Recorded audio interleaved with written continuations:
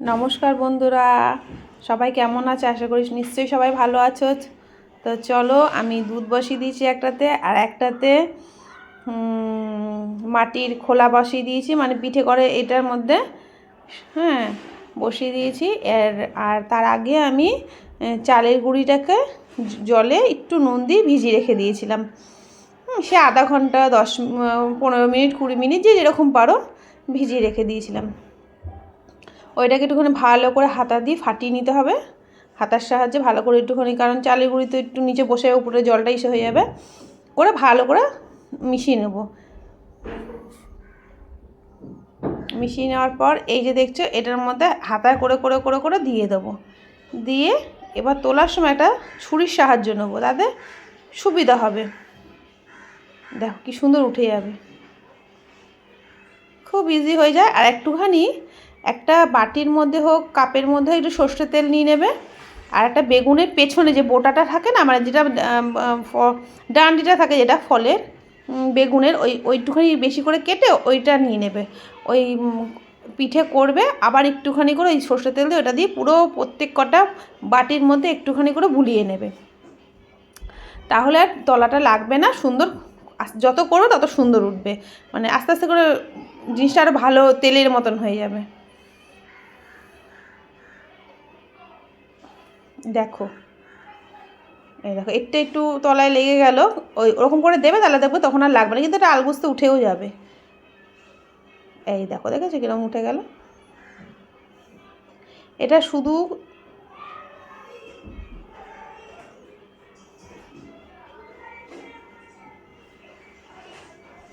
খুব চটপট হয়ে যায়, তাড়াতাড়ি হয়ে যায়। এটা খেতেও অসাধারণ হয়, ভীষণ টেস্ট হয়। এটা আমার শ্বশুরমশাই তো এটা গরম গরম খুব ভালোবাসেন খেতে। আমার শাশুড়ি মাও এই পিঠে খুব পছন্দ করতেন। আমার আমার মাও খুব পছন্দ করেন। আমার মা আবার ভেজানো পিঠেটা বেশি পছন্দ করেন, আর আমরা তো সবাই ভালো খাই।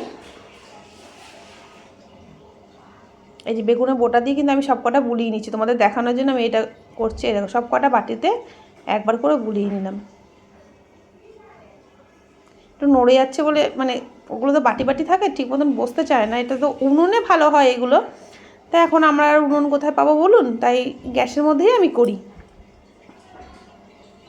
যে ভালো করে যতবার দেবো ততবার একটুখানি করে ফাটিয়ে নিলে, এরমভাবে দিচ্ছি, দেখুন এরমভাবে দিতে হবে।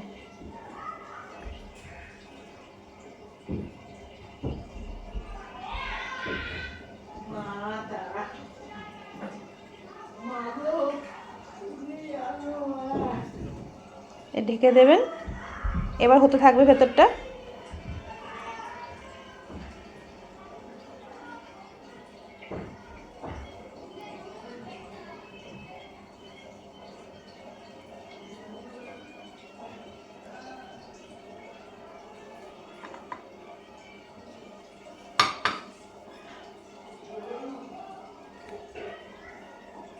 ওদিকে গুড় দিয়ে দিয়েছি, পাটালি গুড় দিয়ে দিয়েছি, খেজুরে পাটালি দিয়ে ভালো করে হাঁড়ির মধ্যে জাল দিয়ে নিয়েছি। আর ওইগুলো পিঠেগুলো, আকশি পিঠেগুলো ভালো করে করব। অনেকে এই পিঠের অনেক রকমের নাম দেয়, কেউ বলে আকশি পিঠে, কেউ বলে খোলা পিঠে, যে যেরকম বলে, কেউ বলে ছাঁচের পিঠে, যে যেরকম বলো বা যে যেরকম বলে, মানে জেনে জানো। এই দেখো,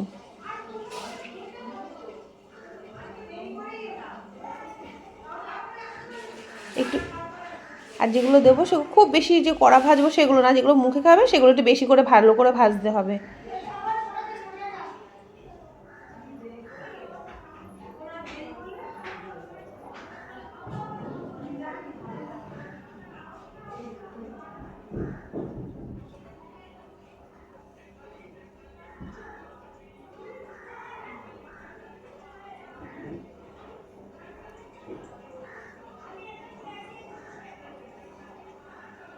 দেখুন, এবার তুলে নিচ্ছি, ওটা হয়ে গেছে। ওটা তখন দিলাম, আপনাদেরকে দেখালাম। এবার হয়ে এসছে, এবার তুলে একটা একটা করে তুলে নেব। একই প্রসেসভাবে বারবার এরকমভাবেই করতে হবে, করবো। আর ওই পাশে যে জাল দিচ্ছি ওর মধ্যে ফেলে দেবো। আর যদি শুকনো কিছু খায় কেউ, তার জন্য কটা শুকনো খোলার পিঠেও কটা তুলে রেখে দেবো। দু রকমের পিঠে হয়ে গেল তাহলে, মানে একই পিঠে দু রকমের হলো, একটা শুকনো আর একটা রসে ভেজানো।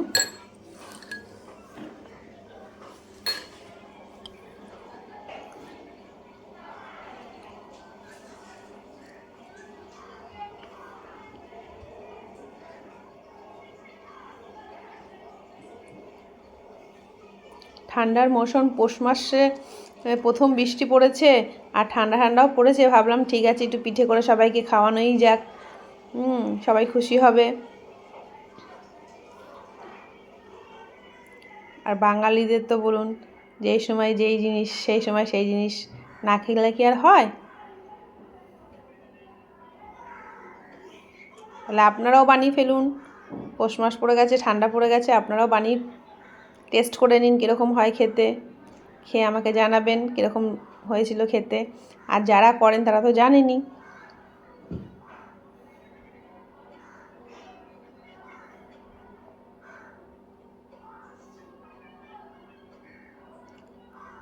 এখন এগুলো ননস্টিকের মধ্যেও বেরিয়ে গেছে এরকম খোলা করা, সেগুলো তো আরও ইজি, আরও তাড়াতাড়ি হয়ে যায়, ভালো হয় আর কি। আর এটা আমার অনেক দিনেরই, এই খোলাটা আমি খুব সুন্দর ওঠে বলে আমি এটাকে খুব যত্ন করে রেখে দিয়েছি, ফেলে দিই না, হয়ে গেলে আবার ধুয়ে ধায়ে রেখে দিই তুলে। দেখুন কি সুন্দর উঠছে।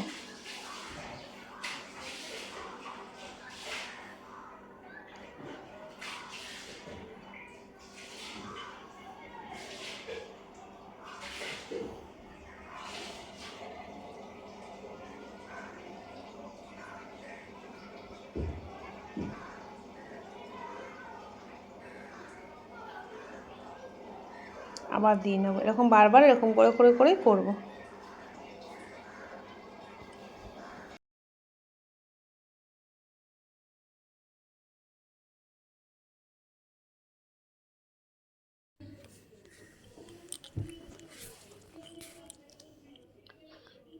তাহলে আপনাদেরকে পুরোপুরি কিভাবে করেছি, কিভাবে ভিজিয়েছিলাম, শুকনো খোলা সবটাই শেয়ার করলাম আপনাদের সঙ্গে। আপনাদের যদি ভালো লেগে থাকে আমার এই চ্যানেলটাকে একটু সাবস্ক্রাইব করে দেবেন, একটা লাইক করে দেবেন, কমেন্ট করবেন, আর কোনো জায়গায় ভুল হলে সেটাও আমাকে সংশোধন করার সুযোগ করে দেবেন, বলবেন, তাহলে আমি বুঝতে পারবো।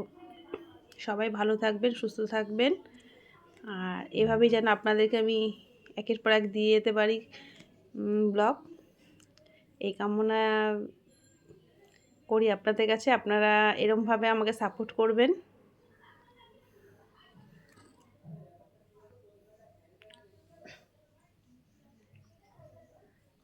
আবার তাহলে আপনাদের সঙ্গে আমার পরের গল্পে দেখা হবে। তারপরে চলুন কি হলো। ছোলা পিঠেটা, যে পিঠেটা বানিয়েছি, ওই পিঠেটা তোমাদেরকে দেখিয়েছি কীভাবে বানিয়েছি। তা ওটা বানানোর সময় সঙ্গে সঙ্গে বানিয়ে গরম দুধ, ভালো করে দুধটাকে জাল দিতে হবে, ক্ষীর করতে হবে, করে ওর মধ্যে এখন যে গুড় বেরিয়েছে, ওটাকে খেজুরের গুড়, ওই মানে পাটালি খেজুরের গুড় যেটা, ওইটা দিয়ে ভালো করে ফোটাতে হবে, ফুটিয়ে গরম গরম করবে আর দেবে, ওর মধ্যে দেবে আর ফোটাবে, ভালো করে ফোটাবে, ফুটিয়ে তারপরে ওইটা ঠান্ডা হলে, বা যে গরম পছন্দ করো, গরম অনেকে পছন্দ করে, কিন্তু পিঠে তো ঠান্ডাই ভালো লাগে। তোমরা যে যেরকমভাবে খাবে। আবার শুধু ছোলা গুড়ের মধ্যেও তুমি আকশি পিঠেটাকে খেতে পারো। তা চলো দেখে নিই আমাদের পিঠেটা কীরকম হয়েছে। এই যে